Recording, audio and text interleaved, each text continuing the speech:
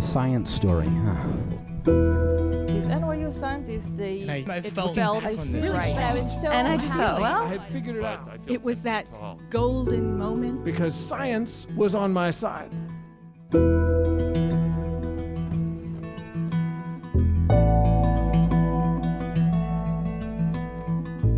Hi everyone, welcome to the Story Collider, where we bring you true personal stories about science.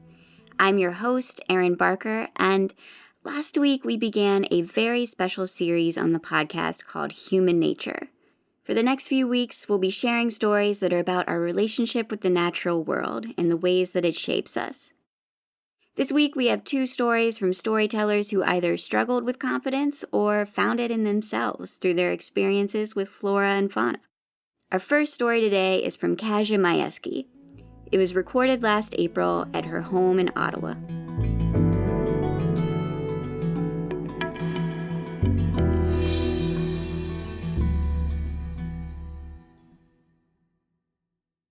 it's only my second field season ever, and I am way out of my comfort zone sitting next to one of Saskatchewan's last true remaining cowboys. His name is Andy, and he's my boss. With his cowboy hat and his oversized belt buckle, we are flying down a washed-out back road. And Andy is giving me tips on how to handle the driving conditions on roads like this. His number one tip is that when you get to a section of washed-out road that's really muddy, instead of slamming on the brakes, you hit the gas. And he does. Every single time. And every single time the mud washes over our windshield, Andy goes, "Yeehaw!" And then he looks at me expectantly, and I go, "Yeehaw!"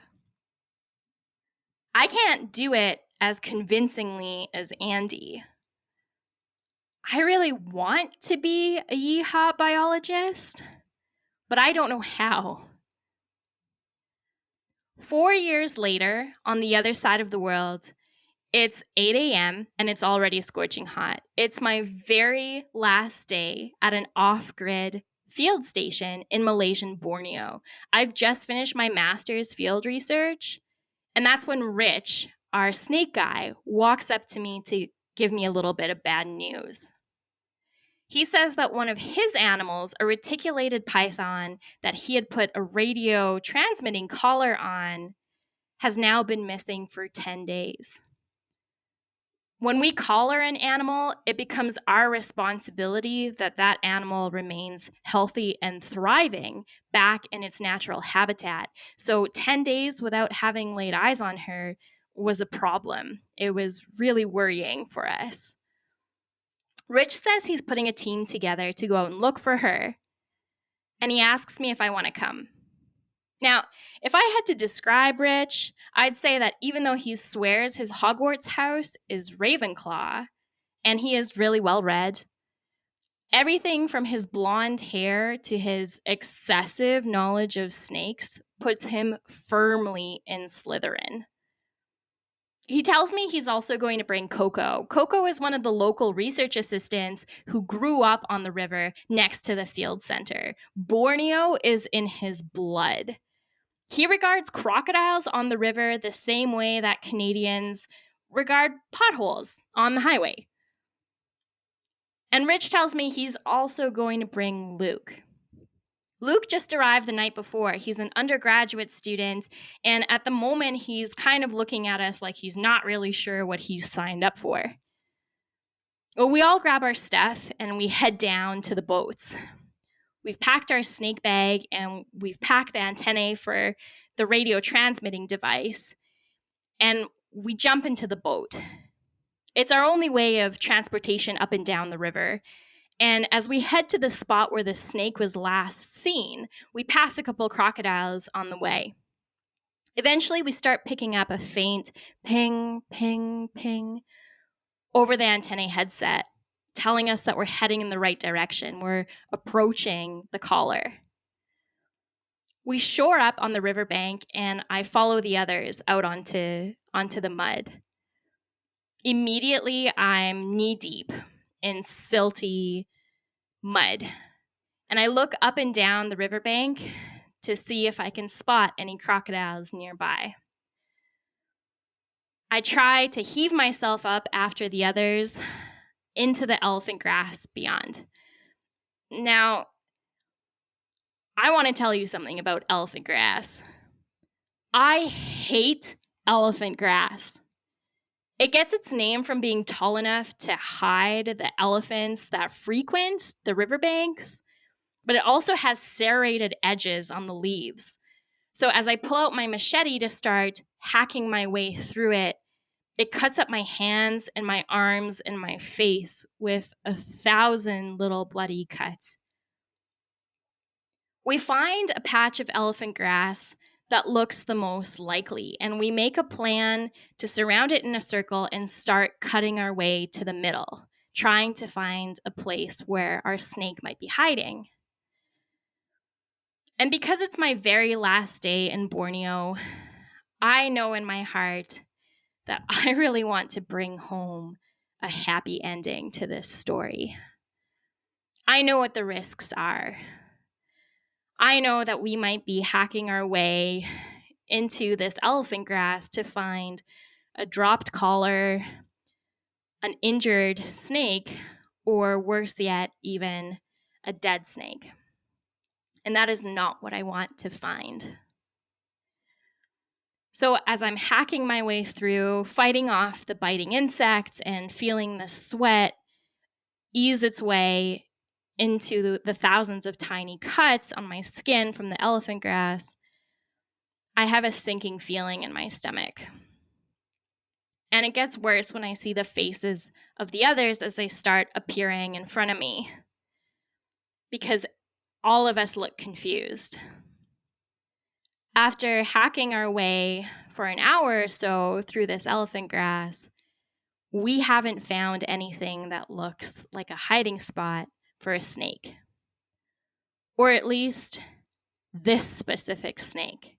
Because this snake is 4 meters long and 45 kilograms. And that's a lot of snake to hide. Exhausted, we sit down in the muck and we pull out our water bottles. And that's when I hear Rich say the words that I really don't want to hear. He says, "We've been out here a long time, making a lot of noise. We might be attracting the crocodiles. I think it's time that we head back." Now, I trust Rich completely. He runs his project with precision. But the last few years, I've had a little voice growing in my head. With every year of more fieldwork experience. And that little voice is telling me that there's something here that we're missing. And I think it was that little voice that made me look at Rich and say, let's listen to the headset just one more time. Maybe it can give us a clue. Exasperated, Rich pulls out the headset and he cranks up the volume so we can all hear it. A clear and loud ping, ping, ping, telling us that somehow this snake is nearby. And that's when, with the confidence of someone who's been around deadly animals his whole life, Coco says, "Oh, maybe..." And then he thrusts his whole arm into the mud, right in the middle of our circle, past his elbow. And then he looks up at us and he says, "Oh, snake." And then everything happens in triple time. Luke fires his way out of the mud like he's fired off an escape hatch. Me and Rich plunge our arms next to Coco's into the mud, and sure enough, there we feel it. The scales of our snake below us. We are sitting on her. None of us have ever read any accounts of reticulated pythons being able to bury their way into the mud like that. So it never even occurred to us. But suddenly it all made sense. There she was. Rich, Coco, and I grab the part of snake that we feel beneath us and we start hauling her out of the mud. First one coil, then a second coil, then a third coil. And the whole time we're pulling her up, Luke is kind of hovering around us and he's saying fragments of questions. He's trying to figure out how to help us, but we don't know how to respond to him. We don't know what to tell him to do because we are winging it. Everything I'm doing in that moment is based on the years of experience I've built up. And I don't know what's about to happen next, but somehow it all feels like it's going according to plan. That's when we realize we've pulled the snake up by her middle and two ends remain. But we don't know which end is which. This is not a problem you want to have with a reticulated python. In biology, it's generally accepted that one end of a snake is considerably bitier than the other end. I look at Coco and Rich, and I say this end first. My end. I base this on literally nothing other than a gut feeling. So we start pulling my end up, slowly now, wrestling with the rest of the snake we've already pulled out, inch by inch. Thankfully, being one of the biggest predators in Borneo means that this snake was not prepared to accept that something was big or stupid enough to try to pull her out of the mud. She didn't believe that she was being predated. So thankfully, she wasn't moving around too much. But still, I was on my hands and knees in the mud, level with this animal, and I was not sure if I was ready to face whatever was about to come out of the mud in front of me. Pulled her out a little more, and suddenly, out she comes. And with a resounding squelch, she shits all over us. We cheer. Luke whimpers. Rich cackles. Coco is surprisingly impassive, but probably delighted. And I am thrilled. We managed to get her entire body under control, and then we slowly pull out her head. With full control over her body, we can place her back into the snake bag and take her back to the boat and the field center. We give her a full health evaluation, and she's absolutely fine. We release her again the next day. I don't know what the official certification process for becoming a yeehaw biologist is, but that day in the mud, getting shit on by a python certainly felt like it was it.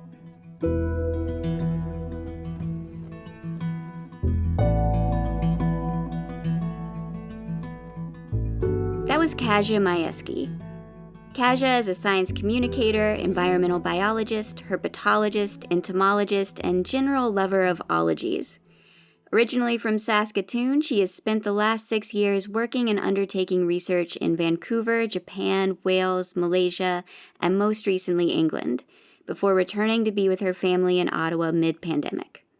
While she has many animal-related stories from her time at Vancouver Aquarium, Science World, the JET program, and Manchester Museum, some of the ones that she recalls most fondly are from her master's research in Malaysian Borneo, where she studied the prey associated with Asian water monitor lizards.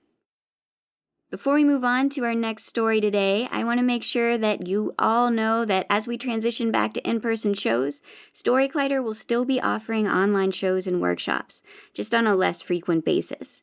Our homestage communities, where it isn't yet safe to be back in person, will still be holding their local shows online, and will also still be holding occasional online science story slams. And we will also be holding occasional online science story slams.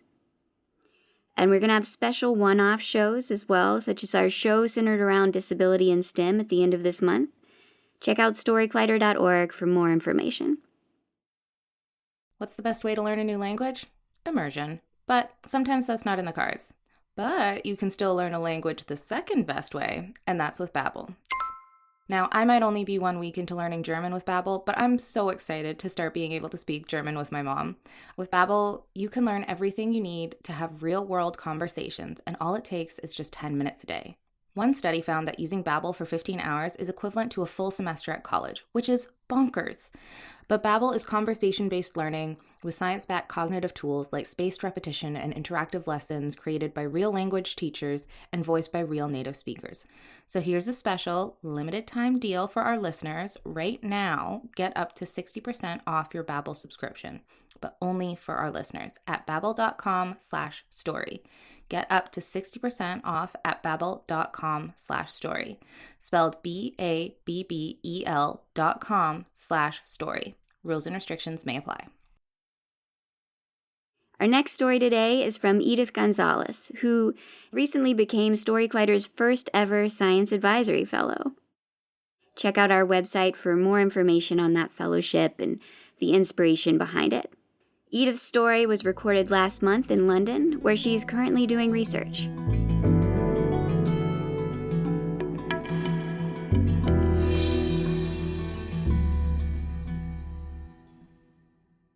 It all started with the duck.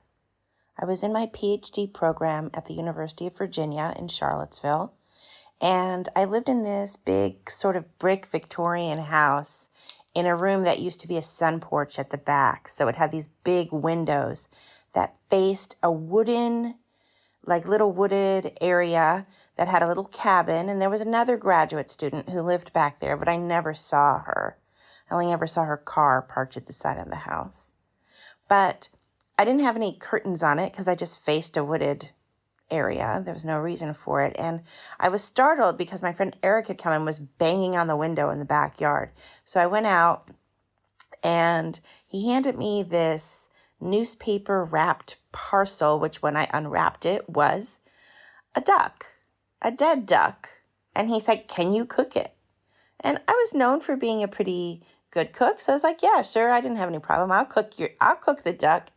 So I took the duck and I was like, okay, I've never had to cook a duck that had like head, feet, feathers, blah, blah, blah. So I just got a big knife from the kitchen and sat on the old wooden back porch and took off its head and its feet and its entrails and everything, and then tried to pluck it, which was highly unsuccessful. So I ended up sort of doing a bad job of skinning it, and then I ended up cooking it with a lovely apricot sauce and couscous, and it turned out quite well. But, in the back there, I had to go clean it up, and there was just sort of some gore everywhere. I wrapped it up in the newspaper and had to sort of shimmy down the side of the house to the trash bins, trying very hard not to leave bloody handprints on the back neighbor's car, and pitch out the remains. And so it all turned out well. But when I was cleaning up after dinner, I realized that I had these duck bones. And I was at the University of Virginia to study archeology, and actually what some people might call historical anthropology. I was there working with an archaeologist, pretty famous archaeologist, who sort of defined my field. And it was a little intimidating. He was a really nice and approachable person, but definitely intimidating to be working with him. And so I had this idea that I would save these bones and kind of bring them as a gift to the archaeology lab, who was in the middle of creating a comparative collection. Now, a comparative collection can be of different types of artifacts that you would find if you were excavating. So that if you find little like pieces of something on an archaeological excavation, you can bring them back to your lab and match them up to sort of the whole item to kind of figure out what the heck you have. And one of those classes of artifacts are bones. And so at the lab, they definitely had some comparative domesticated animal bones because a lot of the archaeology that we were doing for the historic time period had to do with the plantations and other kinds of big farming agricultural estates that they had had in Virginia. So they had a lot of domesticated animals that you would find on a farm. But here was a wild duck. So I was like, okay, this is cool. I had a sense of, so I bring it in and I show it to my professor, and he's like, oh, this is great. Like, he was very pleased to have the duck as part of his collection.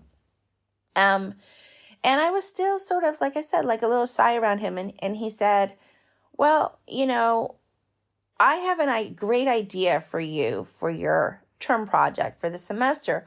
Why don't you collect wild food source animal bones? Like, why don't you collect stuff from the local area? Because we do come across that, and that'll give us some interesting information about the diet of people in the past. And I was all very kind of gung-ho about this. I was like, yeah, okay, sure. Because like I basically would have said yes to anything he suggested as far as like what I should do for my research. But I was really there to study the lives of people who were enslaved during the historic time period. And so I was sort of like, okay, sure, not really on topic with what I want to do, but it'll be important. It'll help the lab. It'll help everybody. Like, yeah, okay, I'll do it. So I go home and I call my friend Eric. I was like, hey, Eric, where'd you get the duck? And he said, I hit it with my car. So basically, yes, we were eating roadkill. And so I was like, okay, fine. Well, I need to find a way to get more wild animal food sources. So I was like, okay, sure. So he was like, all right. So I began to collect from different people these wild animal food sources, aka roadkill. And I had, for that semester, I was like, oh God, what am I doing? And so like, I said, I just want things that people could possibly have eaten. So it started off with a couple of squirrels. Now, the thing about bringing bones into a collection is you have to clean all of the gory bits and flesh off them. So people began to bring me smaller things like squirrels and possums. And I would go out into the backyard and just try and deflesh them. The first time I did this, I ended up with these like little articulated gory squirrel skeletons, and I just put them in a bin of bran because that's what you do, and you let the flies get to them and the maggots eat the dead flesh, and it cleans them up really quickly. But the first time I did this, I defleshed some squirrels, and again, skinnying around the girl's car to not cover it with blood and gore when I threw out the remains, the gory stuff. I put it in the bran, and in the middle of the night, just the sound of the raccoons tearing it to shreds just really was a little disturbing. And in the morning, it looked like a crime scene with little bodies, their little limbs outstretched and flung where two raccoons were fighting over them. And I also realized quickly, like, not to do this on the back porch because scrubbing blood out of wooden floorboards is really difficult. And I began, as the semester progressed, to begin to process more and more of these animals. And I realized certain things, like it makes more sense to take the little remains and put them into a little wire cage, and bury the cage so that you don't lose any of the little phalanges or other little bones from the extremities as they're defleshed by the natural elements. And things progress with various birds and animals throughout the semester. And I realized at some point I start to get really sort of angry because I'm getting this reputation around town as the roadkill girl. Like, people are dropping me off roadkill on my back porch all the time. And I'm like, how did this happen? Here I am, this kind of loudmouth Puerto Rican girl from Queens, and find myself in Charlottesville, Virginia, working with basically my intellectual idol to study the ancestors. I'm here because I want to really do work that's important to me, that's important to my family, and thinking about how can I give voice to people and understand people's lived experience that doesn't normally make it into the historical record. But instead, what I'm doing is digging holes in my backyard that if my landlord ever saw, he would freak out, and chopping up roadkill and burying it.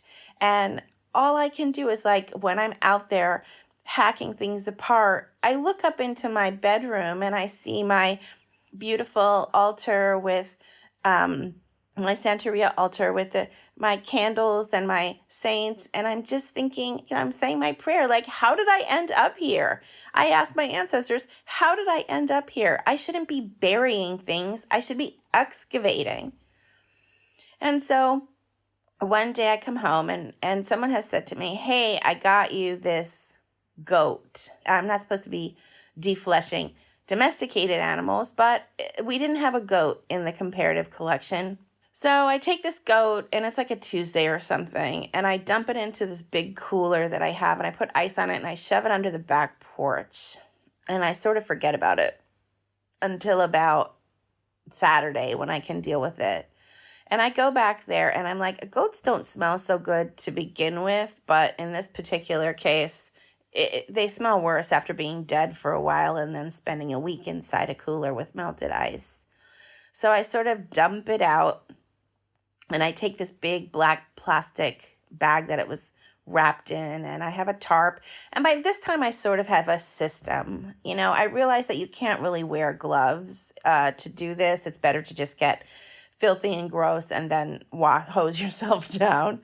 And that having it been dead for a while, it'll be easier to get its skin off. But it's a kind of a big animal. So I've laid out my butchery knives and dissection kit, and I have sort of built a little cage for it so I can bury it. And I'm back there, and that, Silence of the Lambs really works. And I've put Vicks under my nose and wrapped my face in a bandana, as we did prior to pandemic, my strategy. So I'm out there, and I'm just really getting my hands under the skin. You make this long incision, and you basically peel its skin off like you're taking a jacket off. It comes off, turns the sleeves inside out. And I'm hacking away at it, and I'm really, again, like, questioning my life choices and how the hell did I find myself here? Because when people ask me, hey, what are you doing your PhD in? I kind of, it's not an easy answer. I never just say like, oh yeah, so usually I fumble and just say, yeah, I'm studying archaeology. And they're like, oh, like dinosaurs. No, that's paleontology. Or like, oh, Indiana Jones. Or I say I'm a historical anthropologist studying slavery. And they're like, yeah, well, how'd you end up being roadkill girl? So I'm sitting there like trying to get the skin off of this goat, lost in thought, when I hear behind me, and I realize it's the girl that lives in the cabin behind my house. And I whirl around, and I'm holding this big knife, and my face is covered, and I am gore I'm gore to the eyebrows. And her eyes, I've never seen this in real life. Like in a cartoon where someone's eyes like bug out of their head and then snap back in. Her eyes are so big that it looks like they're just going to pop right out of her head. And I look around and I see her look from like my face to my hands to the carcass that I've just thrown a tarp over so she can't quite see what it is, but you can see that it's big. And then she looks around the yard, and I realize that she can see what basically looks like an open grave, materials for building a cage. And then if you look up to my room, you can see my Santeria altar. And then I turn around and look at her, and I realize she thinks I'm a serial killer. So I said, it's okay. It's okay. And she's still looking like frozen, like should she flee or call the police? And I said, it's okay. I'm an archaeologist.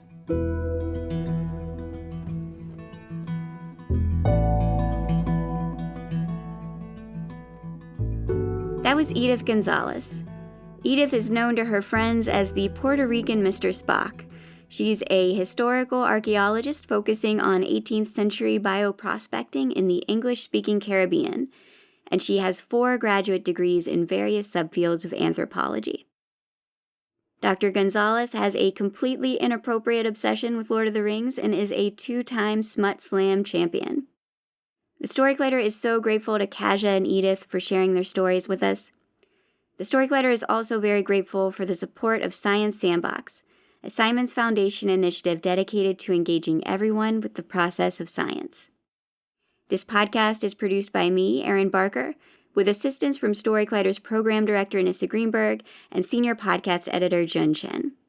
Special thanks goes out to Story Collider's board and the rest of our staff, including Managing Director Anne-Marie Lonsdale, our Operations Manager Lindsay Cooper, and our Marketing Manager Nikisha Roberts-Washington, without whom none of this would be possible. The stories featured in today's episode were produced by Misha Gajewski and Nissa Greenberg and recorded by Misha Gajewski. Our theme music is by Ghost.